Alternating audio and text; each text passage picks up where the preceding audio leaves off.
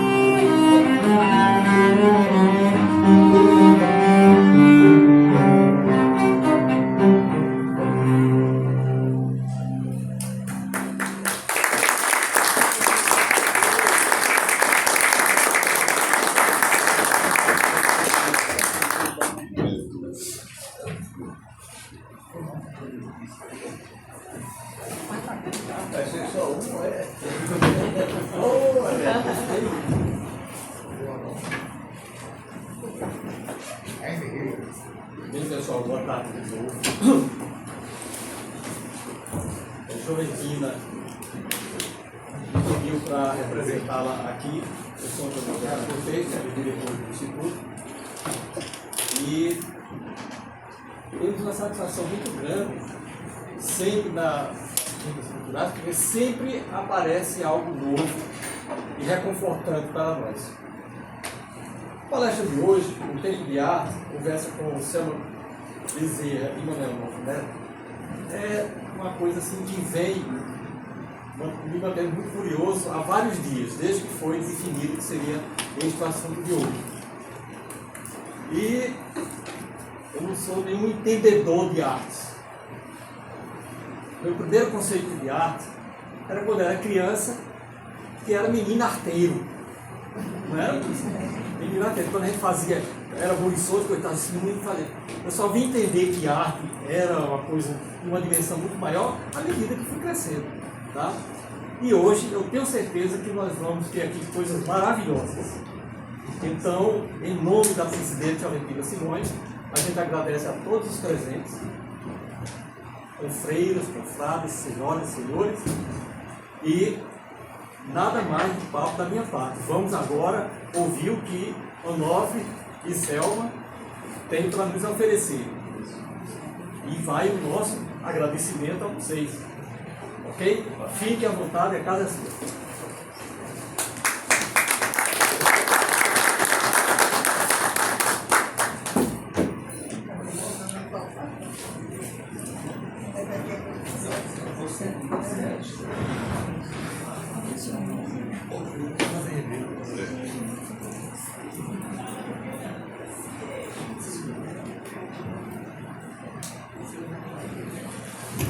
Oi. Olá, boa tarde. Eu sou o Manuel Onofre.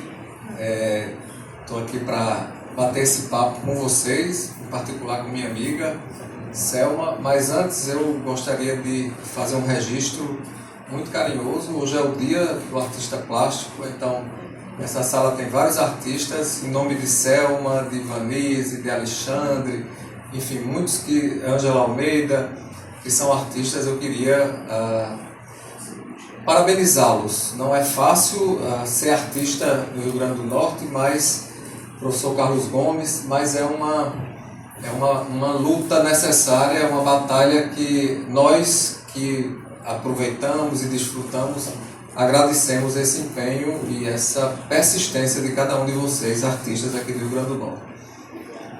Selma, todo mundo já conhece, mas eu vou passar para ela se apresentar, porque eu vou iniciar esse bate-papo, essa conversa com ela, fazendo o que ela fez com os artistas. Nos anos 80, esse livro que virou, né, virou um livro, O Tempo da Arte, e que é muito interessante essa capa da turma da universidade, de Rafael Sordi, porque Selma gravou isso, ou seja, Selma gravou as entrevistas que ela fez junto aos artistas plásticos na década de 80. E essas entrevistas eram gravadas nessas cassetes que a gente, obviamente, tem intimidade, porque eu estou olhando aqui na cara de cada um, que é mais ou menos da fase de ter lidado com fita cassete.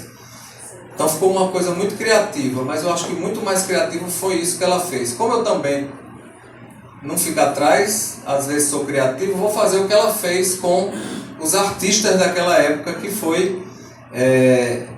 não sei se esse microfone liga também, não? Eu acredito que sim. Oi. Precisa, pensa. Ligou. Pronto. E aí nas entrevistas que ela fez aos artistas, primeiro eu vou querer saber, vou fazer o que ela fez com os artistas, com Dorian, com Leopoldo Nelson, com Navarro, com Tomé, com Ítalo Trindade, foram 15 artistas, Aira Caldas, Aécia Merenciano, né, uma constelação. Claro que tem artista que falta nesse contexto aí, a gente também vai saber por que está faltando. Eu vou perguntar aqui nessa conversa, foi que aconteceu que tem figura que não está aqui e supostamente deveria estar. Mas enfim, eu queria, Selma, que você falasse, é uma das artistas conceituadas, hoje juntamente com o professor Carlos Gomes. Hoje é a abertura do 8º Salão Dorian Gray de Arte Potiguar. São 6 artistas homenageados, 3 mulheres e 3 homens, né? Que a gente chama assim, são os artistas que abriram o caminho aí para muita gente.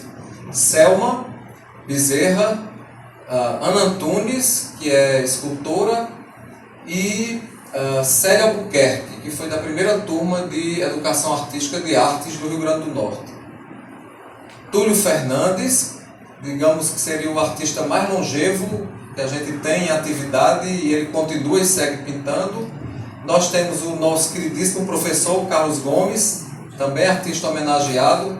Sempre foi artista, mas guardava abaixo de 7 chaves essas belezuras que ele tinha. E aí também temos Iaperi Araújo, presidente da Sociedade Amigos da Pinacoteca. E nós teremos, a abertura do salão, 3 vencedores: Jair Peni, Ivanise Lima do Vale, que aqui está, artista premiada nacional e internacionalmente no universo da arte naif, que eu tenho muito apreço. E temos também Aldenor Prateiro. O que é mais interessante é que foram mais de 140 inscritos. O Salão Dorian Gray, no final das contas, ficamos com 109 artistas, o que é um salão realmente desafiador. Mas eu trago isso porque esse salão ele existe hoje por causa dessa turma lá de trás, por causa de muito dessas figuras que Selma entrevistou. Fazendo, como eu disse, o que ela fez, eu queria perguntar a você, Selma, como é que começou essa sua relação com a arte? Como é que isso se iniciou? Olha, eu nem sei se eu vou conversar, se é muito comprido o que eu vou dizer aqui, mas eu tive assim... O primeiro contato, eu acho que quando a gente faz colégio, sempre a gente tem esse contato com os professores de desenho, não era pintura, era desenho. Então eu tive esse contato quando fazia no Colégio da Conceição. Depois continuei lá também com as freiras mais antigas de lá, da pintura a óleo. Depois disso eu me aquietei, deixei essas pinturas de lado e só vim retomar isso na década de 80, 70 para 80, quando eu retomei essa coisa de pintar. Mas antes disso eu dei muitos passeios aí para ver muita arte. Frequentei o Museu de Arte Moderna no Rio, acompanhando a tia minha, que era a Nora de Zé Augusto, que morava lá, e era artista, junto ao Museu de Arte Moderna, depois da década de 62, porque foi em 61 que eu tenho a impressão que o museu abriu, não tenho bem certeza, o Museu de Arte Moderna do Rio.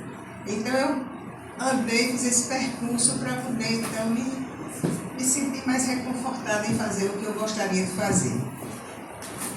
E dei uma pausa bastante grande, porque casamento, filho pequeno, isso, aquilo, outro, a gente vai deixando de lado essa parte até que a vida permita que você possa usufruir do que você gosta. E foi isso que eu consegui. Depois de filhos criados, né, José? E sua primeira exposição, então? Minha primeira exposição foi em 89, na universidade. Na universidade. Eu conheço bem sua trajetória e tem uma virada de chave, né? Tem uma afoiteza de Selma como artista. Conta aí pra gente essa virada de chave. Porque eu acho que como toda artista por aqui, a gente começa naquele bem tradicional, bem acadêmico, mas em 2000, foi um pulo muito grande, em 2000 eu tive a convivência de um artista assim, que me abriu o mundo. Selma, você deixa de fazer isso, você faz esses desenhos, essas coisas, e tenta explorar mais a arte, tenta explorar mais a cor, deixe essa coisa mais acadêmica e se solte. E foi isso que eu fiz. Eu saindo até da tela e passando para trabalhar em papel, sobre papel. E hoje em dia eu me permito fazer sobre papel e sobre a tela também. E sobre esse trabalho sobre papel, que é uma coisa bem inusitada, né? Contemporânea. Como esse do papel foi uma ousadia minha, estou vendo a lições atrás. foi uma ousadia minha essa questão do papel. Porque quando eu saí daqui e fui fazer essa experiência fora daqui, para Berlim, frequentando o ateliê desse pintor, que ele trabalhava com o papel de Madagascar. Eu não ia importar nunca aqui em Natal o papel de Madagascar. Então, mas aproveitei o que ele fazia sobre este papel e fui para o papel canson, que era mais lidar com as cores. Não era uma pintura acadêmica, era uma pintura muito solta, porque o que ele trabalhava eram as cores entre si. E isso é muito bom para a gente que pinta, todo mundo que pinta, mas são coisas bem diferentes, mas para a gente ver como a tinta ela se mistura, né? E a gente aí vai explorando os novos pintores que estão aqui, né? E a gente então vai explorando toda essa, o que permite, a arte permite. E então eu fui para essa questão da pintura em papel. Papel trabalhando com pigmentos em pó, a emissão acrílica e me soltando. E fiz uma série de trabalhos aqui em Natal, onde eu pegava o papel, esse papel da canson, que é um papel grosso, que permite, muito resistente, permite você jogar água em cima, pisar, água, tudo, e fui trabalhar na rua. Aí o que eu fazia? Eu colocava esses papéis na rua, fixava com fita gomada, jogava os pigmentos em pó em cima.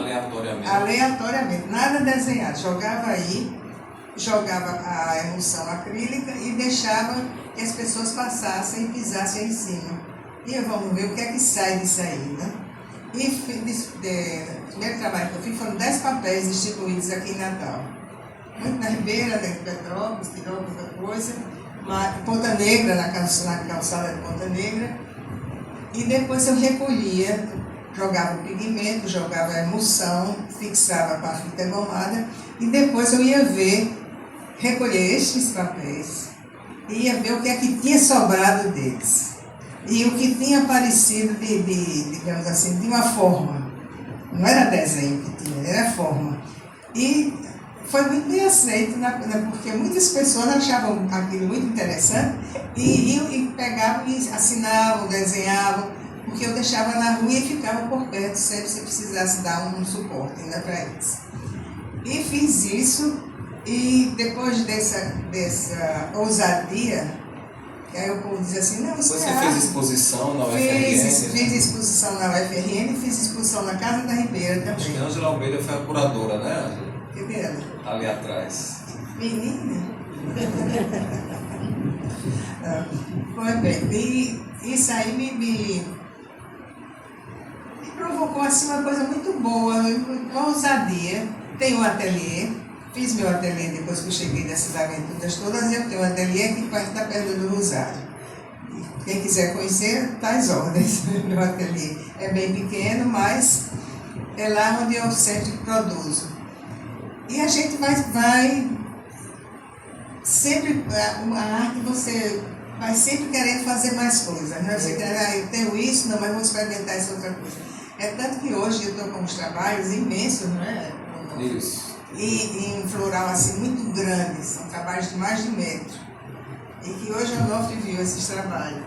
E fiquei encantado e em breve vai ter exposição, porque é realmente, em termos plásticos, é impactante, porque é uma outra dimensão, né? Continua no papel, continua no suporte. E eu acho que nesse contexto, Selma, então você vai, volta, se desafia, né? E faz uma coisa que a gente chama de contemporânea, porque pede para outras pessoas participarem do processo. Eu não estou só, eu tenho outras pessoas participando comigo, né? Contribuindo para aquilo ali. Vários anônimos, né? Pessoas anônimas, completamente. Eu levei um papel desse bem grande assim para a estação ferroviária. Quando o pessoal saía do trem, e eu mostrando aquilo, fazendo, se quiser desenhar, pintar, pode fazer isso aqui. Então eles vinham e faziam e pintavam alguma coisa na estação do trem. E essas ousadias que a gente faz e que a minha idade naquela época ainda permitia. Eu acho que eu não tenho mais coragem de ir para o meio da rua fazer todas essas coisas, né?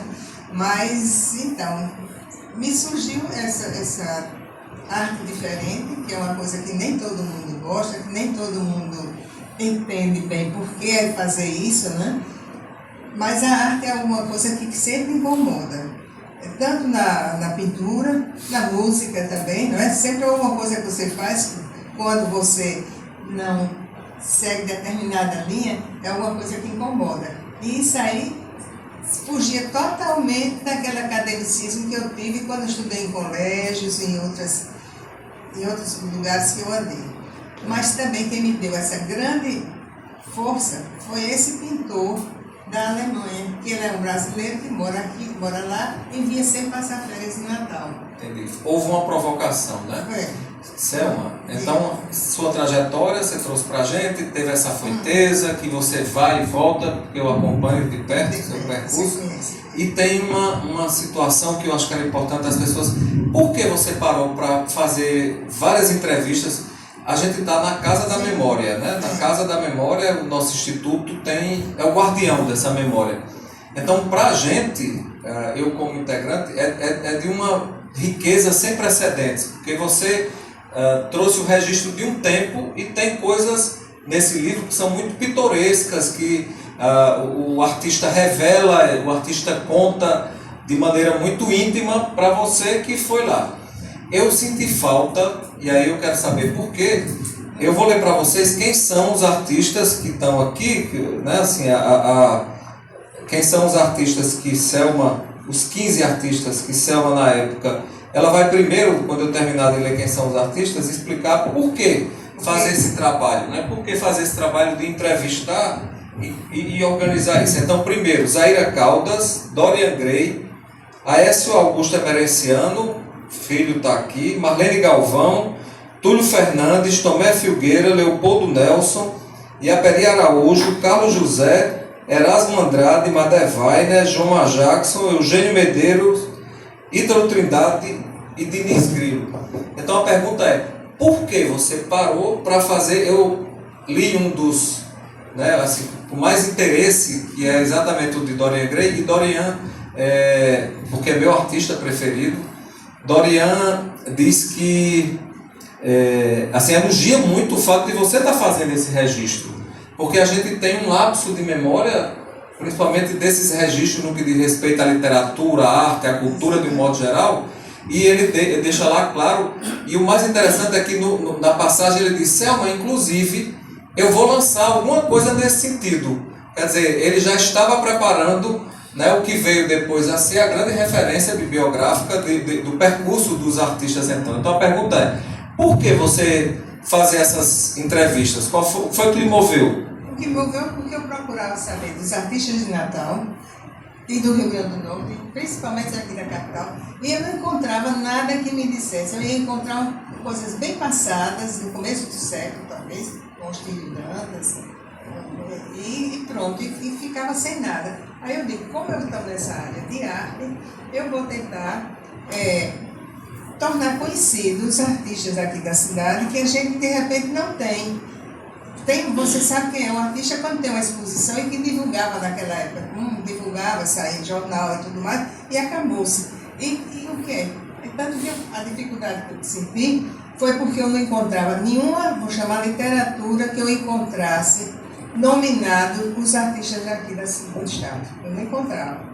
Você encontrava um catálogo de uma exposição de um artista, de outro artista, mas não tinha nada assim.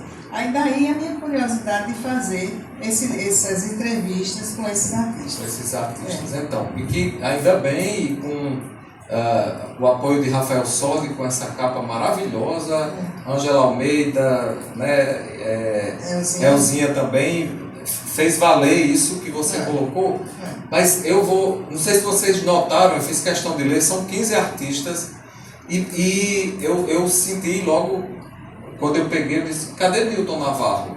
Newton não é entrevistado aqui, então a minha pergunta, se você não quiser responder, fica à vontade, mas não, porque eu não sei o que é, mas por que Newton Navarro não está aqui? Olha, quando eu fiz esse trabalho, eu era bem jovem naquela época, e Newton me dava um medo muito grande, porque eu achava ele assim, uma pessoa muito rígida, assim, muito temperamental. E eu disse, eu não vou procurar fazer um trabalho, alguma coisa que eu já vá com medo. Então eu não vou entrevistar Nildo Navarro. E fiquei nessa... Hoje eu me arrependo. Me arrependo demais de não ter... E ele me tratava muito bem, adquiri alguns trabalhos dele, e eu me arrependo demais. Mas a vida é assim, a gente às vezes passa em cima de cada pedra e não sabe chutar. Naquele, eu acho que temperamental você foi bondosa em dizer que não era temperamental, porque era muito mais que temperamental. Mas olha, você imagina que eu era bem moça. Se eu chegasse lá, começasse a conversar com ele, fazer as perguntas, eu dizia, o que é que eu vou responder a essa menina?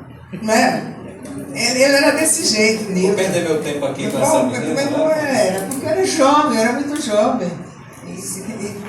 Selma, depois você entra na universidade e esse trabalho também lhe dá um suporte, né? Deu, mas não foi esse, foi bem mais pobre do que esse trabalho, que foi a monografia que eu tive que fazer e que foi sobre 3 décadas aqui, acho que foi 60, 70 e 80. Mas pinceladas do que acontecia nessa época, eu só vendo novamente para poder me lembrar do que existia naquele tempo, né? 60, 70 e 80, né? Eu tenho que fazer isso, mas foi aí que me deu assim, essa minha vontade de fazer. E, como a gente diz, a falta de informação que a arte tem aqui no Rio Grande do Norte. A gente não tinha nada assim de informação. Quem era que sabia? Havia uma pobreza muito grande. Nós todos, meus pais, os pais de vocês aqui, porque quem era que comprava trabalho de artista para pendurar nas suas casas? Não era, a gente não encontrava. A gente encontrava Jesus Cristo, como era, Coração de Jesus, né? Coração de Jesus para enfeitar as casas. Coração de Maria, Coração de Maria, Nossa Senhora de Fátima. Mas a gente não encontrava a arte de pintura de artista. E isso foi me incomodando. Mas para isso me incomodar, eu tive uma passagem também pelo Rio de Janeiro, que era quando eu ia para a casa do meu tio Augusto, e que a nora deles frequentava, foi quando frequentava, abriu o Museu de Arte Moderna no Rio, e eu ia com ela para o museu, e ela fazia aula lá, e eu ia como acompanhante, eu não fazia aula coisa nenhuma. Eu era bem jovem também, mas nem tinha ousadia de fazer, ficava só ouvindo e olhando aquilo ali. Mas foi absorvendo, né? Sendo Exato, provocado, exato. Porque ele lá terminava de dar uma aula, e ele deixava um cavalete com um trabalho e pedia que as pessoas que estavam na sala comentassem sobre aquele trabalho. Eu, muito encabulada, acho que eu falava pouquíssimo, porque eu tinha uma vergonha imensa de me apresentar assim. E principalmente o nordestino no meio dos cariocas, você imagina, né? O que essa menina está fazendo aqui? Selma, eu vou começar pelo que de fato me mais movimenta, que é Dorian Gray. Sim. Eu queria saber de você, eu li e vi uma coisa muito pitoresca, eu queria que você colocasse lá, que ele fala de uma exposição, né, na entrevista ele traz uma série de coisas, e ele fala de uma exposição como foi chocante o modernismo chegando aqui. Foi, isso aí foi em 49, 50, acho que 50, que ele e Milton fizeram uma exposição aqui em Natal, e que foi assim um choque para a cidade, porque eram coisas bem modernas e que as pessoas não tinham aquela coisa que eu digo, eram os corações de Jesus nas casas, não é? E foi assim um choque muito grande essa exposição deles, que até pensavam que era propaganda para o circo, não é? Aquelas obras que estavam sendo mostradas lá seria propaganda para um circo aqui em Natal. Cartaz do circo. Não tinha ideia do que era. Eu vou pedir licença aqui, porque tem uma passagem do livro que eu achei super atual e, como tem muitos artistas aqui, seguramente vocês vão se identificar com essa lucidez, digamos assim, de Dorian Gray e como isso está presente. Bom, ele era um humanista, ele era uma pessoa extremamente agradável e que adorava conversar, receber, partilhar. Bom, e aí olha o que ele diz aqui, isso é uma pergunta. Dorian, como você analisa ser um artista em Natal?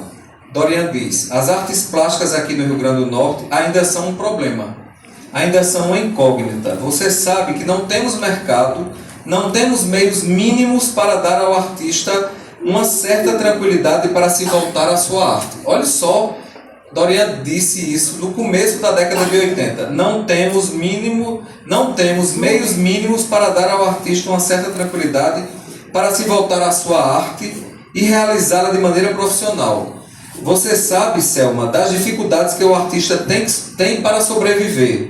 No meu caso, se na juventude eu procurei fazer aquilo que eu achava que era certo, que era uma coisa necessária a fazer, agora eu não vou mudar mais. Podia ter escolhido outra profissão com a minha persistência, com a minha capacidade de trabalhar, de criar, talvez poderia ter sido um empresário. Mas eu escolhi o mais difícil, que é ser artista plástico. Então, o que é que pode ser feito? Imagine a lucidez dele naquela época, mas parece que ele está falando de hoje. Está falando de hoje, da ausência de mercado, da ausência de política pública, da ausência de incentivo, da ausência de uma constância. Quando eu falo das artes visuais, ele se refere aqui a ele, pintor, e artista plástico, mas não é só nas artes visuais, é nas artes de um modo geral. A cultura é fome de vida, de sobrevivência, não é só uma coisa mais interessante, para usar uma palavra que a juventude usa, uma coisa fofa que a gente pode ser agraciado. A cultura é comida, é sobrevivência, daí Dorian com essa lucidez trazer isso, né? Eu achava ele fantástico, Dorian. Você veja como ele era fantástico, porque ele não ficou só na pintura, ele foi para a tapeçaria, ele escrevia, ele fazia poesia, né? Ele era um homem assim muito, muito, muito interessante para a gente conviver e para a gente absorver o que ele transmitia. Isso. Tem uma coisa que ele fala também, ele diz que é muito interessante, ele diz assim, não sei se vocês sabem, na primeira exposição ele fez vários abstratos, que eram lunares, que ele chamava de lunares. Foi capa, inclusive, uma dessas obras da revista anterior do Instituto Histórico, do nosso Instituto Histórico, os registros jornalísticos da época dizem que ele era o mais afoito de todos, que ele colocou lá coisas que ninguém sabia o que era, quer dizer, era uma grande novidade. E ele via as revistas francesas e etc., mas ele diz aqui que ele persistiu, ele foi lá e colocou, mas chegou um momento que ele sentiu necessidade, né, Selma, de expressar a nossa brasilidade, digamos assim. Nossa cultura, principalmente você veja como ele passou para explorar as praias, os oceanos aqui, as cores, né? E eu me lembro que uma vez conversando com o Brenan, que ele dizia que o azul de Natal, do céu de Natal, não existe. Porque ele é pernambucano, né? Mas ele dizia que o azul do céu era diferente. Porque aqui é muito vivo, não é? O sol é muito vivo, a iluminação daqui. E o colorido, né? Eu acho que Natal é uma cidade colorida. Pois é, tem um outro artista que você entrevistou e está aqui, que é muito interessante, eu sei da sua ligação, que é Aécio Emerenciano, e Aécio também começou com abstrato. E teve uma mudança. Mudança, porque depois ele foi para o regional, não é? Ele pegou o regional e assim, foi um doutor nisso aí que ele fazia. Ele tinha um colorido maravilhoso e ele viveu muito em frente ao mar. Lá ele tinha muito tempo em Muriú, que ele gostava do mar. E tinha, eu acho que o colorido daquilo ali incentivou muito. E os cajus de Aécio e os peixes que ele fazia, né? Então, Aécio era um pintor assim, que enchia a vista da gente. E era uma peça que tinha um embasamento muito bom, embasamento de Aécio. Tem uma passagem na entrevista dele que ele disse que vai fazer uma viagem à Europa e encontra, e todo mundo diz, você tem que ver Velázquez, porque Velázquez, e ele vai lá e entra no coisa e fica chocado com Goya, com o escuro de Goya, com a tenebrosidade de Goya, e ele fica absolutamente movido com aquilo ali. É muito interessante como o artista, primeiro, precisa se expor, como o Selma se colocou, precisa ser curioso para inventar, para criar e ultrapassar as suas possibilidades, digamos assim, no campo do crescimento, do amadurecimento artístico. Eu acho que essa capacidade inventiva que está, quando vocês lerem as entrevistas, todos os artistas, via de regra, têm uma virada de chave, tem alguma coisa que marcou, que foi muito importante, como o Selma teve esse convívio com um artista de fora que trouxe uma série de novidades e disse: pare de fazer isso, vá fazer uma coisa aí que mexa com você também, né? Que coloque para você funcionar. Outra entrevista que eu sinto muita intimidade é com Erasmo. Erasmo, Né? ele é fantástico, Erasmo, porque você veja, Erasmo veio de São Tomé, mas desde criança ele gostava de riscar nas calçadas, eu acho com giz, com alguma coisa que dizia. Porque às vezes, muitas vezes ele assistia filmes e desenhava alguma coisa do que ele via, porque as pessoas perguntavam e ele desenhava na calçada o que ele via no cinema. Você veja a imaginação, a criatividade dele, né? Lá em São Tomé, isso que ele fazia. E, para mim, Erasmo, todos os artistas daqui são excelentes. Agora, cada um dentro da sua visão de transmitir, de passar a arte para a gente. Eu falo mais das pessoas mais figurativas, as mais antigas, porque foi da minha época. Porque hoje em dia, tudo você vai partir para... Existe uma máquina, né? Substitui a gente agora, que você bota lá na máquina o que você quer e sai o que não quer às vezes, né? Mas a criatividade, a década de 80, eu acho que foi a mais rica em criatividade. 80 para 90 foi a melhor época daqui do estado. Eu gostaria de saber se alguém quer fazer alguma pergunta. Diga, Paixão. Ô, Selma, você está bem esclarecida do assunto e está comentando. Eu queria que você falasse um pouquinho sobre a minha área, o meu tema, né? Ah, ok. Eu sou naif. Sim. Eu sou naif e sou folclorista, sabe? Sim. Pinto as coisas. E eu sou, porque eu vim aparecer mais agora, né?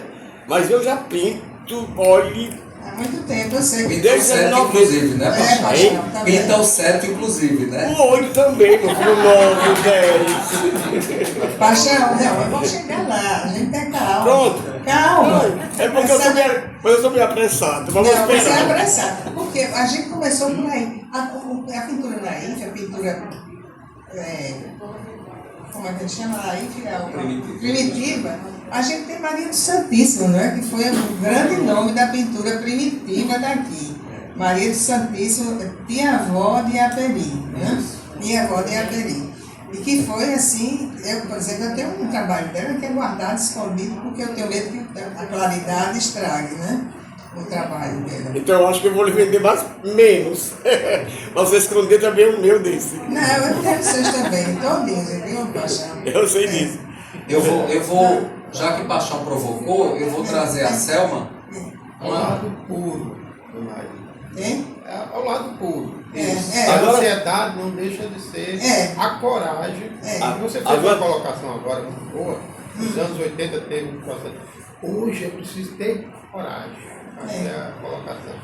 Paixão, Tanto recurso. eu vou querer que ela fale de uma entrevista que ela fez aqui, porque é Iaperi Araújo. Ela entrevistou também, Iaperi é um dos que está aqui, e Iaperi diz uma coisa muito legal, que é assim, existe o naif, usar um termo também de hoje, raiz, e existe o naif que quer se esforçar para ser naif, mas não é e não vai acontecer, que é essa sua, né, provocação. Sabe? Porque, Selma, o meu naif, eu vejo que ele é um pouco diferenciado dos outros naif. Não é em qualidade, né? É melhor não. Eu digo assim, porque eu vejo o naif bem primitivo, como é a origem dele, né? O meu naif, ele está querendo assim, esclarecer um novo naif, que ele pode ter a linha de naif e ser mais um pouco esclarecido, sem ser essas coisinhas menos, sabe? Que é também que é a raiz da coisa. Eu acho que deve existir. Eu quero também ser aceito. Também, assim, Paixão, você às vezes foge do naif. Não é que eu fujo do naif, é que eu tento aprimorar o naif. Porque o naif ele pode ser de várias formas.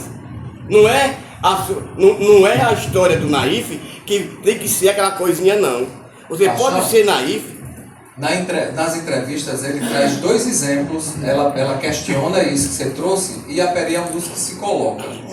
E a Peri coloca dizendo assim, o que sai dele muito fortemente, que eu sei que é o que sai de você, que eu sei que é o que sai de Nilson, de Ivanise e também do professor, é uma vivência muito verdadeira. E essa vivência Ele diz, eu pinto folguedos, eu pinto... Porque eu vivi isso em São Ele viveu Vicente. isso, São Vicente, que era a cidade dele, né? E que ele viveu tudo isso. E que você veja, a Maria do Santíssimo, que era a tia avó dele, a vivência dela era a fazenda, era os terreiros, onde ela pinta os pavões, né? Que a maioria das pinturas dela são os pavões que ela tinha lá no terreiro na fazenda, onde ela morava, né?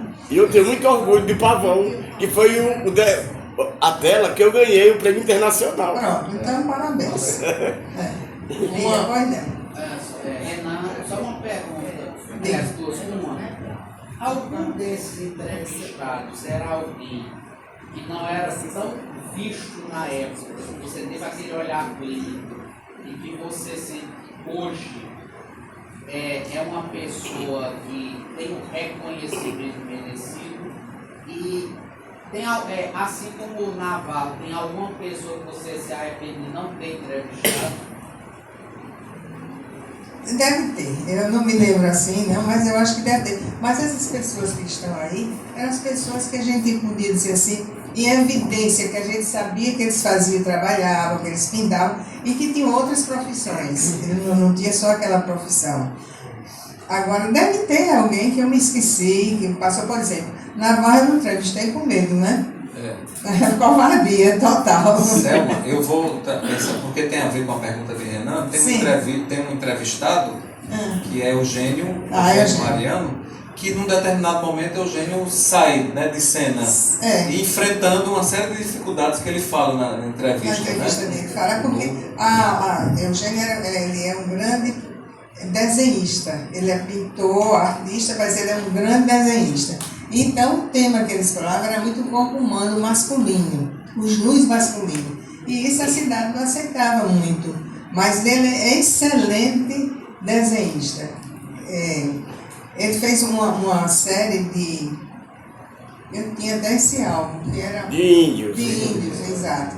Foi maravilhoso isso aí. Lindíssimo, eu também tinha, Céu. Isso foi super mal recebido, ele disse que realmente foi algo muito difícil, mas que ele não arredou. Não. Naquele momento ele disse, eu vou seguir porque essa é a minha verdade. Eles achavam que você pintar o nu não é arte, é arte. Sim. Selma, e feito com bico de pena. Incrível. Ele é fantástico o trabalho Fantástico. de Eugênio. Muito bom mesmo, eu sou Ave Maria. Eu vou arriscar que uma das entrevistadas também, que Selma, que é muito interessante, que eu acho que tenha sido uma das artistas mais criativas do Rio Grande do Norte, mas que não teve o reconhecimento que deveria ter tido, na minha concepção, por uma série de motivos. E Selma entrevista, e na entrevista a gente vê que ela era irrequieta, porque ela fez ecologismo, ela fez transfigurativismo, ela fez expressionismo. Tudo. A Zaira Causa, irmã de Dorian. Ela era uma inquieta, né? Ela tinha uma inquietude, e você veja que ela começava nas pinturas e tudo mais, e terminou trabalhando com resina, né? Trabalhou muito com resina, Zaira. E como você foi ousada também em botar aqueles galhos do manto. Exatamente. Ela misturava a natureza com a pintura, né? Tem muita coisa interessante. Eu acho que você podia abrir um salão com as novidades da pintura. Porque agora, eu digo que tem coisa interessante, mas eu tenho muito medo porque a tecnologia acabou que eu digo com essa criatividade manual. Né? Eu acho que isso aí... Eu não gosto de usar a tecnologia, até por ignorância, eu acho. E se eu não fosse tão ignorante nessa parte tecnológica, talvez eu usasse bastante. Mas eu gosto do desafio. Eu tava dizendo a Selma que uma das coisas assim, tem umas descobertas que eu não tinha ideia. Por exemplo, eu não sabia que Tomé era moçoroense. E lendo o livro dela, quando ela insiste em perguntar, você é de Mossoró? Eu não sabia que Túlio Fernandes não é potiguar.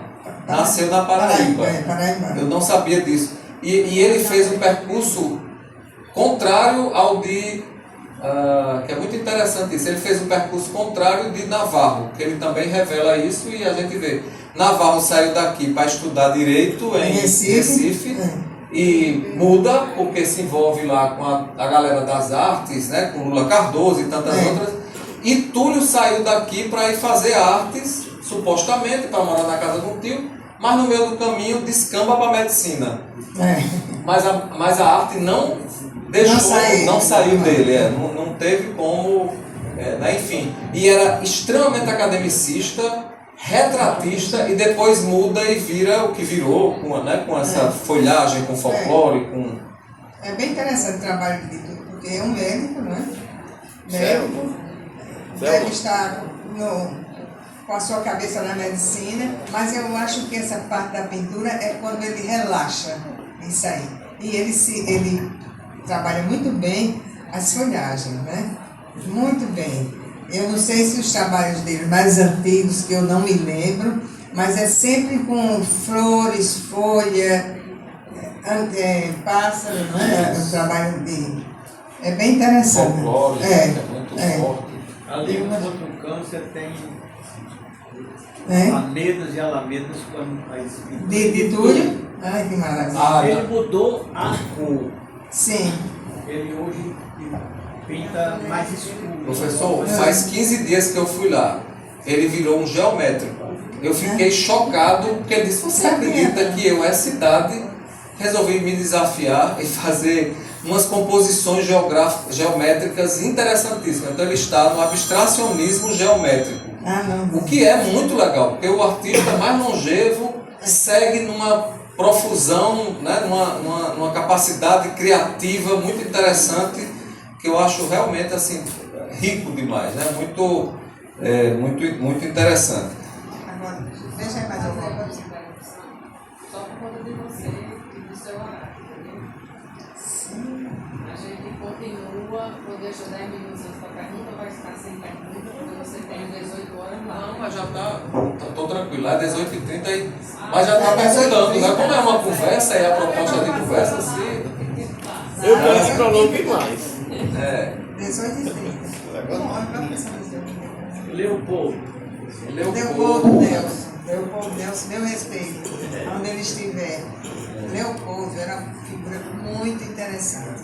Eu conheci Leopoldo primeiro como um médico, num momento mais difícil, de gente conhecida, e depois foi que eu me aproximei dele como artista. Leopoldo era uma pessoa extremamente inteligente, muito inteligente, mas você tem que mergulhar naquele pensamento dele, né? Porque você conheceu bem. Você tem que mergulhar naquele pensamento dele. Eu me lembro que eu tive de conversar muito com ele, sabe como? Sentado no chão, no terraço da casa dele, conversando com ele, para fazer essa entrevista, nem sei como está a entrevista dele. Ele diz uma coisa que eu acho muito rica, que ela provoca, mas como é que é seu processo, como é que começou e tal. Ele disse que ele tinha uma dificuldade imensa de trabalhar com cores. As cores apavoravam e ele trabalhava durante muito tempo com preto e branco. Quando ele se sentiu tranquilo, dominando o preto e branco, aí ele passou para as cores e passou a colocar. Eu anotei até uma frase aqui dele, que depois ele disse que gostou tanto da coisa da cor, que ele não fazia contorno, que ele não fazia nada, ele fazia a explosão, né? Jogava aquilo ali. E ele disse que eu achei muito legal a frase, que ele diz assim: eu expresso meus sentimentos através das cores. As cores passaram a ser o vetor, digamos assim, de apresentar a coisa lá. Acho que uma passagem muito triste que ele conta lá, e Selma até pergunta, você é espiritualista? Tipo, pelo que eu saiba, você é ateu, convicto e nada disso. Aí ele disse que está meio que em dúvida, né, porque ele estava fazendo uma obra pensando numa sobrinha dele, e recebeu um telefonema dizendo que essa sobrinha estava no hospital, e a sobrinha, ou era, enfim, essa pessoa, parente da família dele, faleceu. E ele estava com ela na tela, né, e isso mexeu fortemente com ele, porque essa coisa da arte, né, dessa potência que a arte tem e que ela representa. Mas eu acho, só para completar aqui, Mas eu acho que isso, ele transmitia isso, ele parecia uma pessoa muito do espírito, entendeu? Eu acho que ele era assim, uma pessoa muito, achava ele muito, como é que ele chama? Espiritualizado, ele era isso, eu achava. Olha o que ele disse aqui. Essa é uma pergunta. Podemos dizer, uma pintura, podemos dizer que agrada ou não agrada visualmente, ou tem que juntar com as emoções? Aí ele diz, a emoção está lá. O agrada ou não agrada já é a emoção.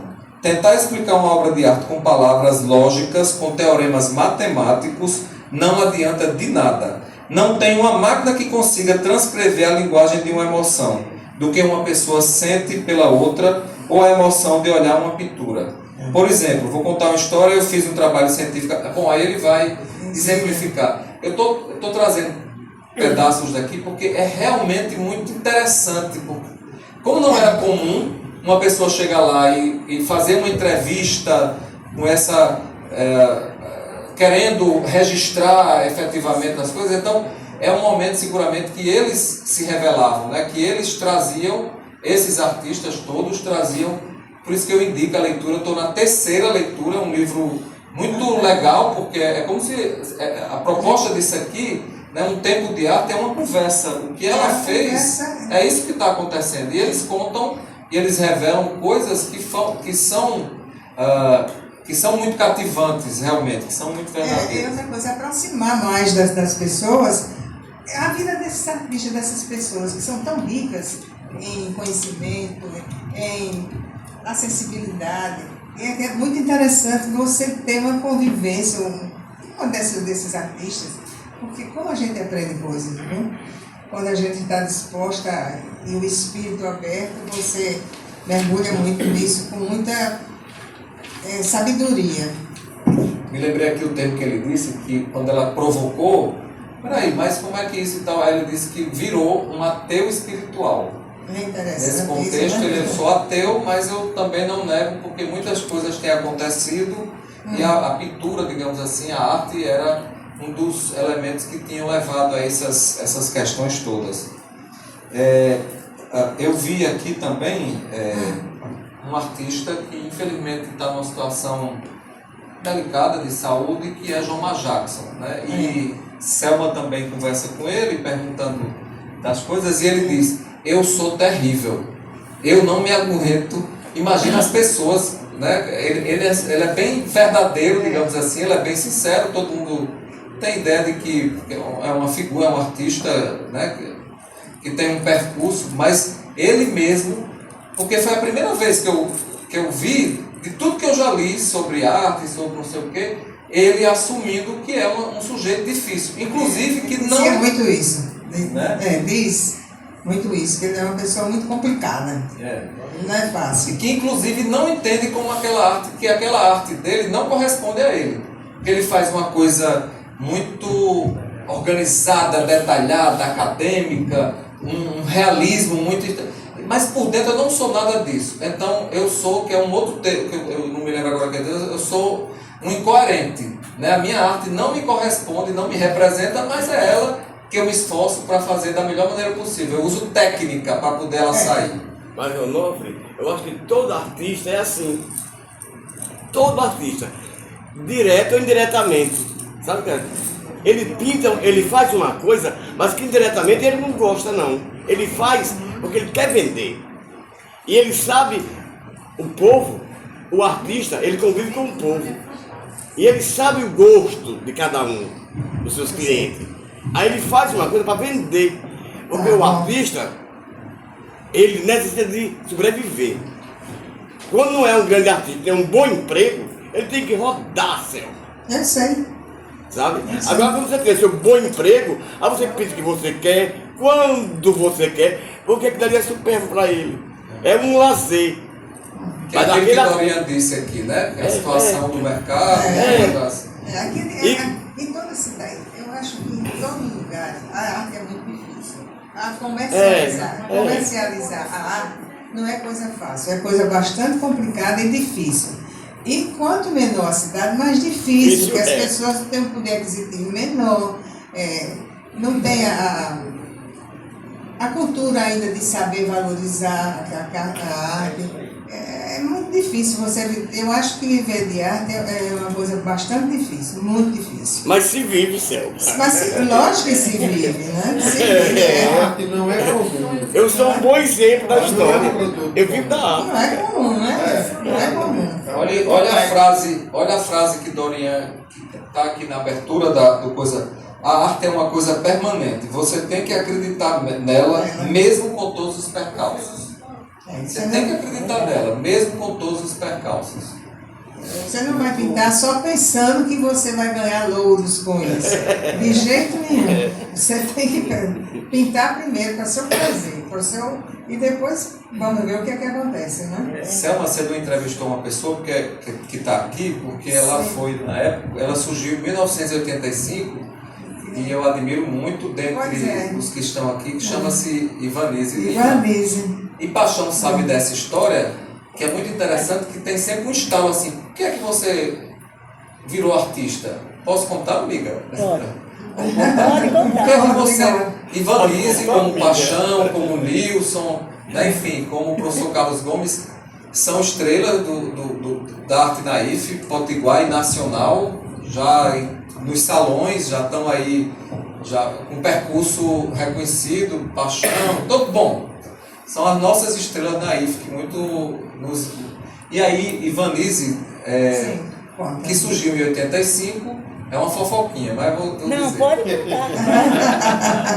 O marido, que é um grandíssimo artista, Selma, né, trata aqui, que é Nivaldo, Iaperi coloca, porque Iaperi, Paixão, voltando a uma questão que você fez, que Iaperi trata aqui, que você disse assim, o verdadeiro naif, etc. E Iaperi diz, às vezes, quer dizer, a grande maioria dos artistas começam com uma verve naif, começam, né, fazendo a coisa lá, porque tem necessidade de se expressar.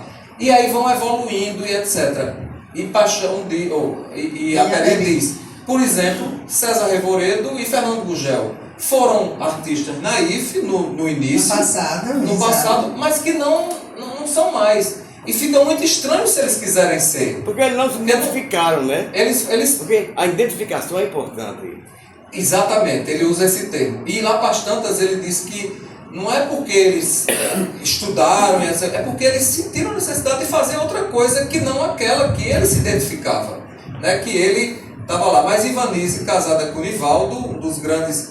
Inclusive foi o meu primeiro presente de arte que Manuel Onofre, meu querido tio, me deu. Foi um quadro de Nivaldo. Lembra, Manuel Onofre, desse quadro de Nivaldo? E aí, Ivanise, casada com Nivaldo, Antônio Marques chega para Ivanise e diz assim, criatura, se eu fosse você, eu acompanhava seu marido nessas exposições. Porque essa história de você ficar em casa cuidando dos filhos pode não dar certo. Os dois marmanjos ali também da família naif, pode não dar certo. E aí o que é que vai acontecer?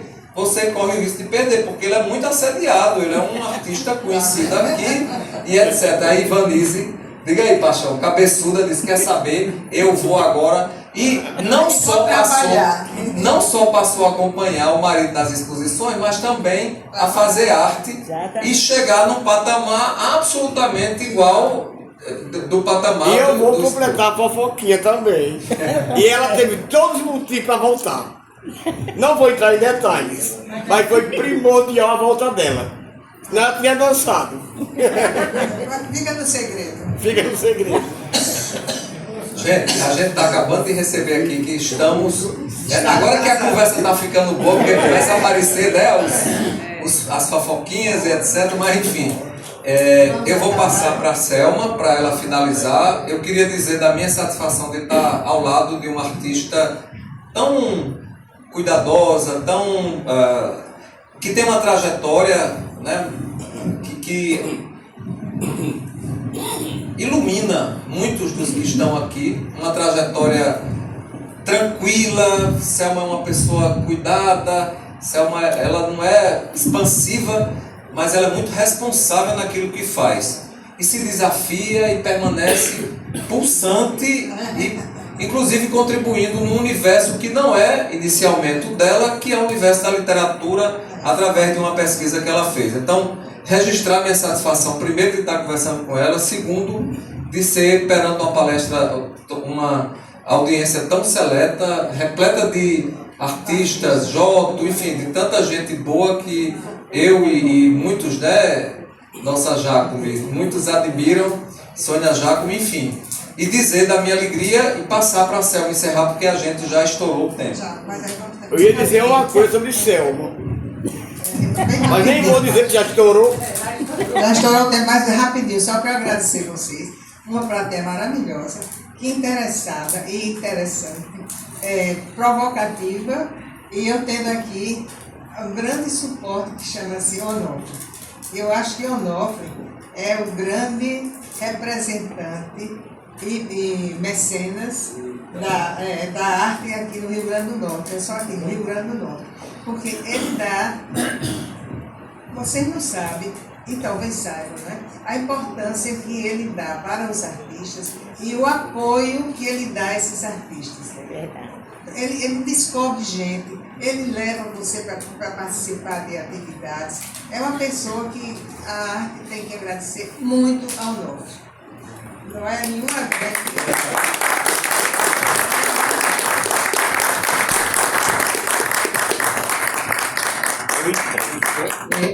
Essas palmas são para vocês dois aí. Onofre, tu sabe que a comunidade artística tem uma gratidão imensa a ele. Doutor Cortez pediu para eu encerrar a palestra aqui, a conversa. Eu sou sócia também no Instituto e sou filha de Selma. Fui uma das incentivadoras que muita gente para colocar isso no papel, né, mamãe? Ela encontrou esse tesouro guardado e digo, vamos botar isso para fora, porque uma coisa importante desse livro é que quando a gente vê uma obra de arte, a gente interpreta aquela obra de arte com a nossa vivência, com o que o pintor tenta transmitir, as emoções ou não. Cada um fala sobre o seu processo criativo, e é importante a gente ver as diferenças entre eles. Tem um que quer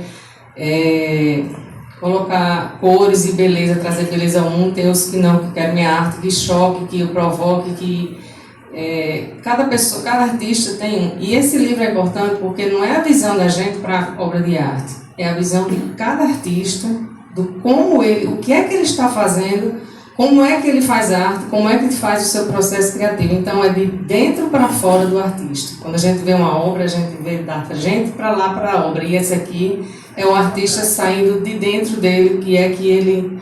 E mamãe foi muito feliz em fazer essas provocações e conseguir que cada um deles exponha. Porque uma coisa é você expor a obra de arte, aqui está expondo a pessoa, o artista.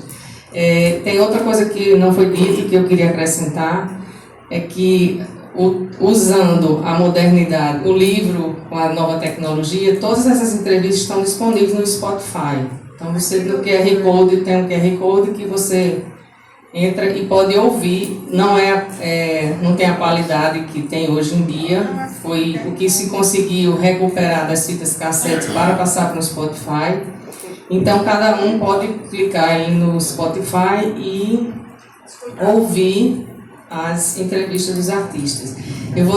A gente poderia ficar aqui ainda um bom tempo, mas infelizmente o Instituto tem um horário rígido, porque o pessoal, né, Manuel, tem que voltar para casa, mas eu agradeço a mamãe, ao Onofre, e faço o convite que quem quiser continuar vivenciando arte, é só pegar aqui a Rua da Conceição e para a Pinacoteca, que tem abertura agora do Salão Dorian Gray.